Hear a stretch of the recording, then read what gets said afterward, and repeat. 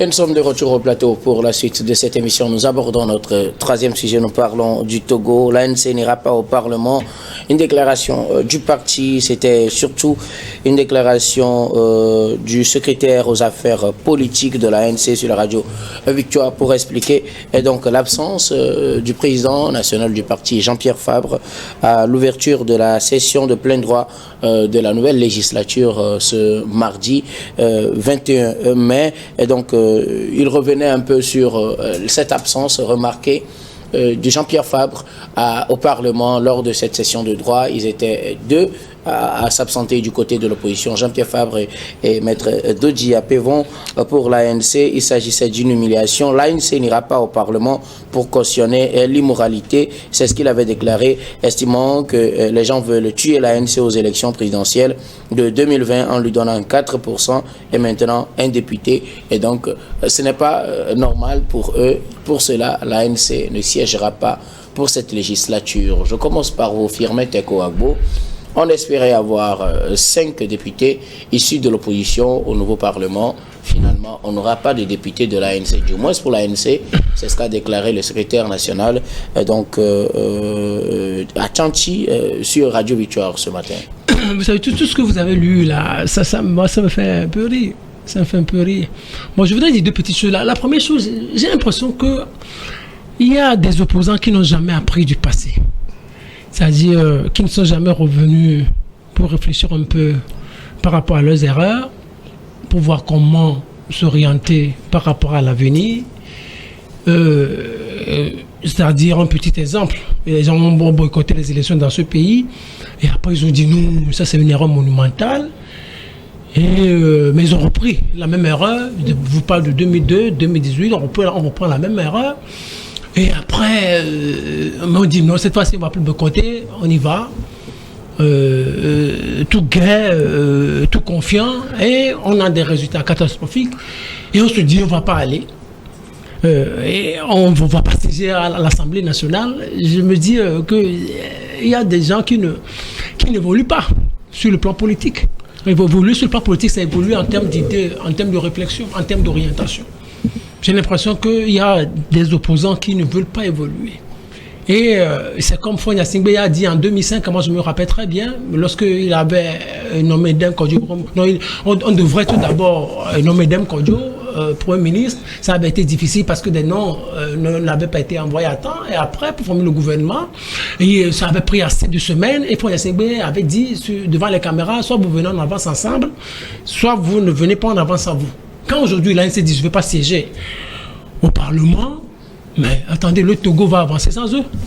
Le Parlement togolais va avancer sans eux. Il n'y aura rien. Mais ce n'est pas un coup politique qu'ils sont en train de provoquer. C'est rien du tout. C'est un non-événement. Moi, je ne suis pas surpris parce qu'on s'attendait à ce que l'ANC fasse de telles déclarations. Donc, on n'est pas surpris. Et quand les gens se disent on nous a donné 4%, mais c'est ce que vous méritez. Quand les gens se disent on nous a donné un député. Mais attendez, qui vous a donné? Attendez, moi, je ne veux pas parler de l'intérieur. Moi, je veux juste parler de Lomé. Que l'ANC nous dise exactement combien de députés, ils ont eu à Lomé lorsqu'ils ont fait la compilation. C'est-à-dire, ils ont eu tous les résultats. Nous sommes à Lomé, dans le Grand Lomé. Dans le Grand Lomé, dans le Golfe et dans Agognibé. Que l'ANC nous dise exactement combien elle a eu en législative lorsqu'elle a fait les compilations. Parce que l'ANC ne peut pas nous dire qu'on a fraudé. Pour le moment, on ne nous a pas dit qu'on a fraudé les résultats dans le Grand Lomé. Au moins, Lomé, tout le monde a au moins à sillonner les bureaux de vote, les centres de vote. Moi, j'ai sillonné les bureaux de vote, j'ai sillonné les centres de vote. Eux, ils ont de la matière, ils ont des moyens, ils ont tout. Ils ont sillonné tous les bureaux de vote, ils ont eu tous les résultats de Lomé. Moi, je parle juste de l'intérieur. De Lomé, du Grand Lomé. Que l'ANC nous dise exactement si elle a battu Uni dans le Golfe 4 ou c'est Uni qui l'a battu dans le Golfe 4. Que l'ANC nous dise la vérité. Au moins, ces résultats, on ne va pas nous dire qu'on a fraudé. C'est-à-dire, l'ANC se dit, putain, on a fraudé à l'intérieur, oui, des gens disent qu'on a fraudé, on a fraudé. Mais que l'ANC nous dise exactement combien elle a eu dans le Grand Lomé. Mais qu'on nous dise la vérité. Qui vous a attribué quoi? On vous a attribué quoi? Un député? Non. Vous avez eu un député à l'Assemblée lors des législatives passées. Alors, ce sont les résultats. Alors que moi, je voudrais appeler à plus de responsabilité. Au moins, assumez vos responsabilités. Mais vous devez savoir que le monde est en train d'évoluer. Le monde a quitté 1960. Le monde a quitté les années 90. Aujourd'hui, la plupart de ceux qui ont voté sont des gens qui sont nés après 80 ou 98. Des gens qui ne connaissent pas votre histoire. Des gens qui ne vous connaissent pas. Unir se fait régulièrement tout jeune. Mais je vais vous donner des exemples. Est-ce que vous n'êtes pas surpris de voir cet Gogué au Perchoua? Ça ne dit rien à l'opposition. Moi, je suis là à la part de l'opposition, mais j'aurais tout honte. Je me rappelle, nous sommes en 2013, au lendemain des législatives. Qui monte au Perchoua comme doyen d'âge? Un certain Lawson de l'ANC, opposition. Ça veut dire, au niveau du RPT, on n'a trouvé aucun doyen d'âge. C'est dans l'opposition qu'on a pu trouver le doyen d'âge. Nous sommes en 2018-2019, au lendemain des législatives, doyen d'âge, André Johnson, opposition UFC. Dans UNI, on n'a pas pu trouver un doyen d'âge. Nous sommes en 2024, lendemain des législatives, doyen d'âge, on n'a pas pu trouver ça dans UNI. On va encore, et c'est dans l'opposition qu'on trouve ça. Mais l'opposition devrait se dire, mais nous avons tout faux. UNI se rajeunit. Et vous, c'est toujours la même leçon, c'est toujours les mêmes méthodes, c'est toujours les mêmes moyens. Vous voulez avoir quoi? Aujourd'hui, la jeunesse, c'est la digitalisation. Aujourd'hui, la jeunesse, c'est le WhatsApp, c'est les réseaux sociaux. Les gens ne veulent plus parler de 1960, Ablodé, Badia. Les gens sont fatigués. L'ANC, aujourd'hui, doit savoir qu'elle a perdu du terrain. Unis se rajeunit et Unis est en train de tout occuper aujourd'hui. Moi, je peux conclure, avant que vous ne repreniez la parole, que l'ANC nous dise combien de députés elle a eu dans le Grand Lomé après ses propres compilations pour voir si on l'a fraudé ou on n'a pas fraudé. Merci beaucoup. À vous, Firmin Tekouabou. Germain Pouli, l'ANC ne siégera pas au Parlement pour cautionner une certaine immoralité. C'est ce qu'a déclaré Dematanti, le secrétaire aux affaires politiques de ce parti, sur Victoire FM. Il revenait un peu sur la question de l'absence de Jean-Pierre Fabre à la session de droit ce mardi au Parlement. Bon, je ne sais pas s'il a parlé au nom de Jean-Pierre Fabre. On suppose qu'il ne peut pas tenir un tel discours si son président national n'est pas au courant, ce qui est un peu surprenant parce que, comme le disait Firmin tout à l'heure, quand on parle d'attribuer, je crois qu'il faut qu'on arrête de prendre les Togolais pour les idiots parce que chacun compile les résultats. En 2020, l'ANC avait dit il y avait 2 candidats devant nous, mais ils n'ont jamais donné les vrais résultats. Ça veut dire qu'ils avaient les résultats. Donc, qu'on ne dise pas. Et puis, tout le monde sait aujourd'hui que s'il y avait attribué des sièges, il y a l'UFC qui est l'ancêtre de l'ANC qui serait à cette Assemblée nationale. Il y a de grands partis, comme en bâtir un certain nombre, donc qui ont disparu de l'hémicycle, qui pourraient y être. Non, je crois qu'il n'y a eu qu'un seul député pour l'ANC, et c'est Jean-Pierre Fabre qui, en même temps, est maire. Donc, aujourd'hui, est-ce qu'il peut siéger en tant que maire, ou est-ce qu'il doit laisser son suppléant faire le boulot? Maintenant, on hésite.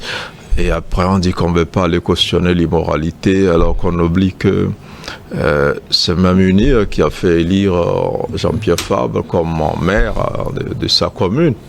Quand au lendemain donc des locales, il a fallu sympathiser. Il y a cette photo aussi du président Fornia Singbe dans le bureau de Jean-Pierre Fabre qui avait fait le tour des réseaux sociaux. Non, on ne peut pas faire l'opposant radical, l'opposant qui collabore. Et je crois qu'à ce jeu, l'ANC, qui est issue de l'UFC, qui avait détruit progressivement des opposants, il y a eu Edem Kodjo qui est passé par là.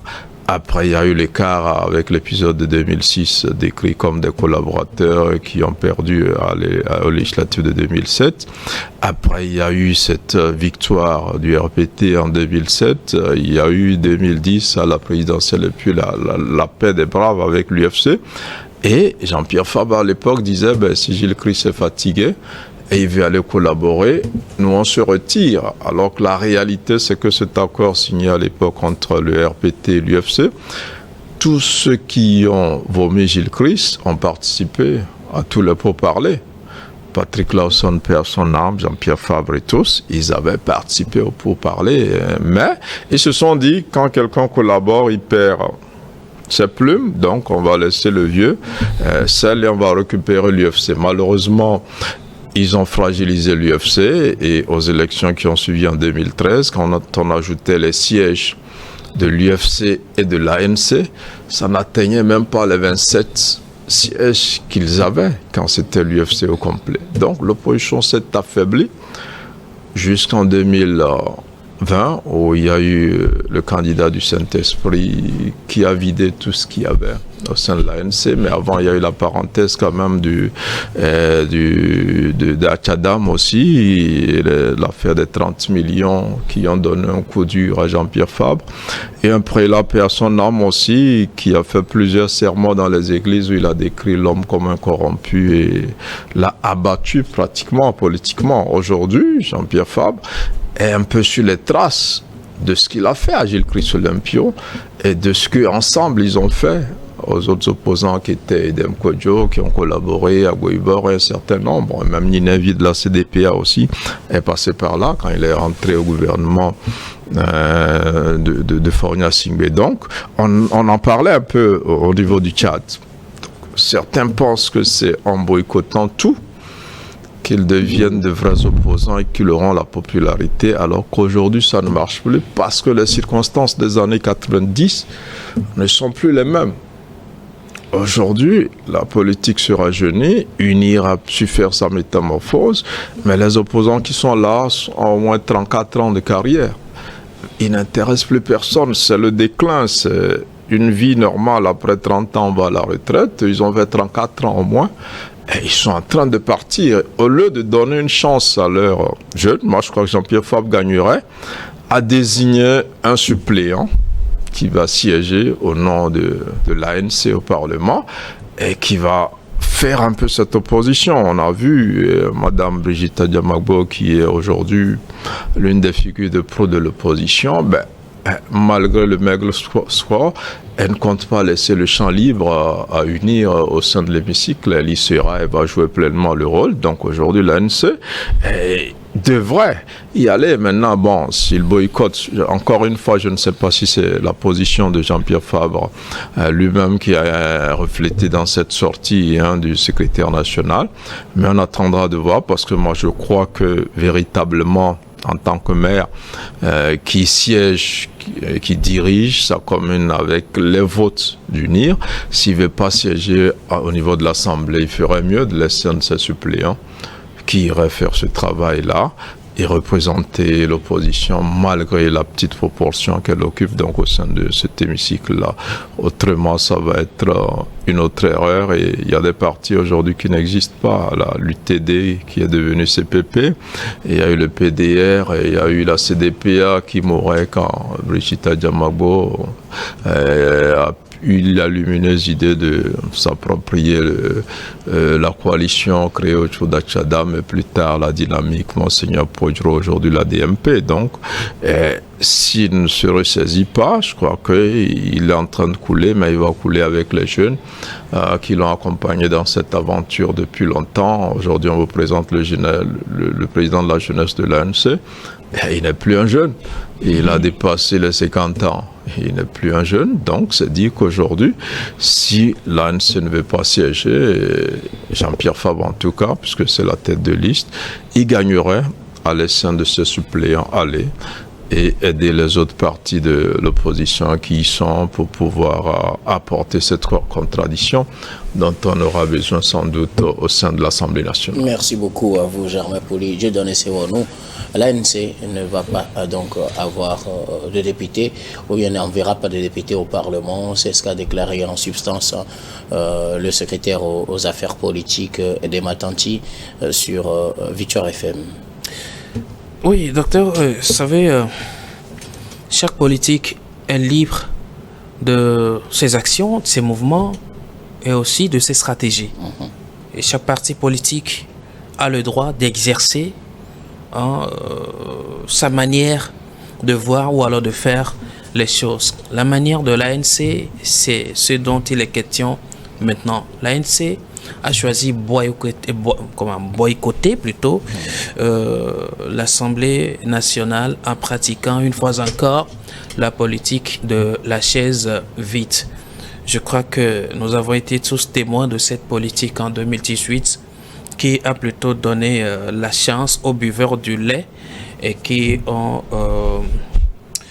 se sont sucrés comme cela devait être. Ils ont fait leur temps, ils sont partis. C'est parce que quelque part, d'aucuns ont boudé les sièges normalement qu'ils devraient occuper.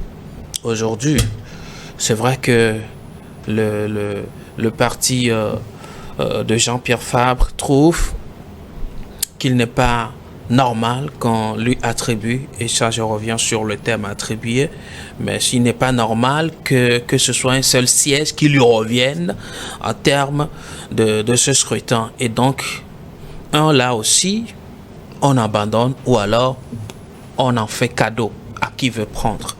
Et en substance, ce qui est lisible depuis ce matin, dans la sortie de ce cadre de l'ANC. Mais je veux croire que c'est ça la position du président du parti, car aucune sortie ne peut être de cette ampleur si le numéro 1 de parti n'est pas d'avis et n'a pas donné son accord. Donc, justement, nous disons que c'est la position du parti face à cette nouvelle Assemblée nationale. Et moi, je trouve que c'est un peu déplorable. Et je ne vais pas tirer à boulet rouge sur le parti l'ANC ou alors sur le parti de Jean-Pierre Fabre, car je dis c'est leur choix, c'est leur droit d'agir comme ils le peuvent, car ils sont un parti politique. Ils ont leur stratégie à eux. Le secrétaire aux affaires politiques, il a dit quoi? Que l'ANC est passé à autre chose. Quelle est cette autre chose? Ils le savent, peut-être c'est une autre façon de se réorganiser, de se restructurer. Mais à la place de l'ANC, moi j'aurais été à la place de l'ANC, la chaise ou alors le siège là, je l'occuperai pleinement. Eh bien, et garder aussi mes mots dans les débats de l'hémicycle. Mais malheureusement, ce siège sera abandonné au détriment de qui? On ne sait pas encore.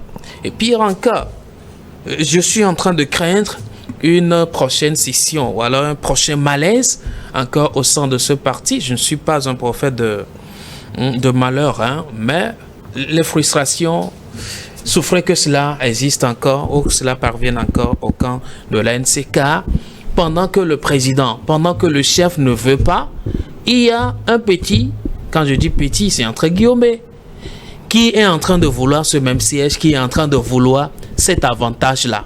On dirait c'est parce que le chef aujourd'hui a au moins son royaume quelque part, il se sucre de cela, il a sa mairie et donc tout va bien et donc il ne s'intéresse plus à de telles petites choses. D'accord. Et là, ça risque de créer de frustration au sein même du parti. En cela, l'idée selon laquelle cela devrait être bien de désigner un autre membre du parti à pouvoir occuper ce siège serait la meilleure. Mais malheureusement, toute l'option a été refusée. Mais qu'est-ce qui prouve que les membres du parti de l'Alliance pour le changement ne veulent pas eux aussi se faire compter parmi les parlementaires, malheureusement. Et donc, on risque d'avoir encore des bourdonnements dans les prochains jours. Et cela déstabilise encore la voix de l'opposition togolaise. On s'attendait à écouter au moins 5 voix sur les 113 voix au Parlement. Mais malheureusement, aujourd'hui, on serait forcé à n'écouter que 4 voix. De quelle manière, on ne saura le dire. Je l'ai dit tantôt sur le débat du chat que l'opposition n'est pas une carrière. On ne peut pas être opposant à vie. On va être opposant sur un sujet donné, mais on ne peut pas être opposant à vie à des situations clés, des comportements précis pour pouvoir arranger quelque chose. Moi, je voudrais à ce que l'ANC se remette en cause et sorte un discours à l'égard des militants. En réalité, voilà le débois que nous avons connu. Vous savez tout ce qui nous ont amenés à ce niveau, mais nous rassurons notre électorat, nos militants, qu'il y a lieu maintenant de reprendre le combat autrement. Mais pour l'instant, nous gardons le siège nous allons à l'Assemblée, nous siégeons et la politique va être faite autrement. Malheureusement, cela n'a pas été le cas, mais je suis un peu désolé de constater que cela soit le cas aujourd'hui avec l'ANC. Malheureusement, nous arrivons à la fin du temps très rapidement. Oui, maintenant, je voudrais juste dire une petite chose. Est-ce que l'ANC sait qu'en réalité, le fait de boycotter l'Assemblée nationale, c'est une injure à l'égard de ses électeurs? Parce que des gens se sont mobilisés pour faire de vous députés, alors vous dites on n'y va pas. Le peuple une partie du peuple qui vous envoie à l'Assemblée nationale, vous le dites on n'y va pas. Mais je pense que c'est une injure, c'est un manque de respect vis-à-vis de ceux-là qui ont fait de vous députés. Et puis la deuxième chose, c'est que je suis d'accord avec Dieu donné, c'est on qui dit, en réalité, c'est l'heure du bilan. L'ANC doit se remettre en cause. Il faut qu'elle dise, cette fois-ci, on a perdu. Si on peut vous dire qu'on vous a volé à Lomé aussi, on vous a volé. Au moins tout le monde voit. À Lomé aussi, on vous a volé. Mais que l'ANC reconnaisse sa défaite, qu'elle dise aux populations, cette fois-ci, on a perdu. UNI nous a battus proprement, même dans notre propre fief. C'est ce qui est scandaleux. UNI a battu l'ANC dans son propre fief. Vous imaginez? C'est ça qui est grave. Je pense que nous n'allons pas contribuer à rebeller les membres du parti contre l'ANC de toutes les façons. Mais c'est un constat. À la fin du sujet, malheureusement, c'est la fin de ce sujet. Nous allons marquer la pause, puis on revient tout à l'heure pour le 4e sujet qui parle aussi du Togo.